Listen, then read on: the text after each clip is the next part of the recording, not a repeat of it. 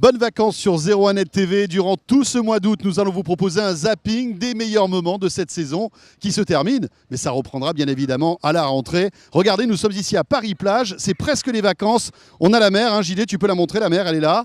Voilà, tout va bien. D'ailleurs, Jérôme sort de la mer et on va le retrouver tout de suite. Ouais, elle est bonne, mais j'ai mis que les pieds. On commence ce zapping de l'été avec les meilleurs smartphones de l'année 2015. Regardez et surtout, rappelez-vous.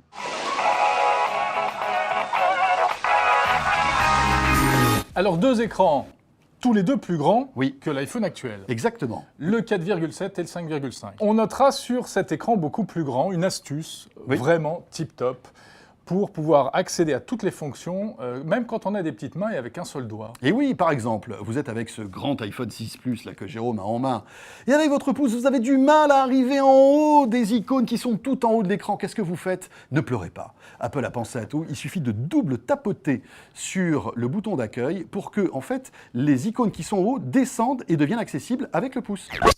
Alors le voilà, vous pouvez le découvrir sous toutes ses coutures, ce LG G4. Couture, c'est le cas de le dire, car regardez, l'arrière est en fait en cuir, un cuir pleine fleur, donc traité anti-tache, un peu comme votre canapé en fait. C'est l'une des particularités de ce smartphone, donc haut de gamme de chez LG. Regardez ça, c'est l'un des plus beaux smartphones du moment, l'un des smartphones haut de gamme de ce printemps 2015, le One M9.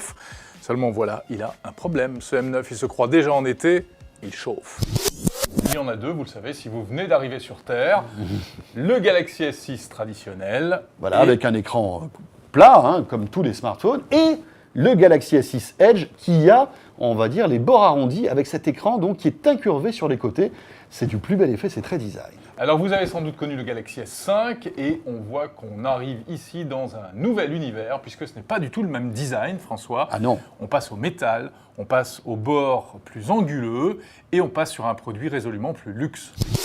Le Huawei Ascend P8, alors c'est le nouveau flagship de la marque, hein. C'est un smartphone très haut de gamme. Il est doté d'un écran de 5,2 pouces, exactement comme le Xperia Z3 de Sony.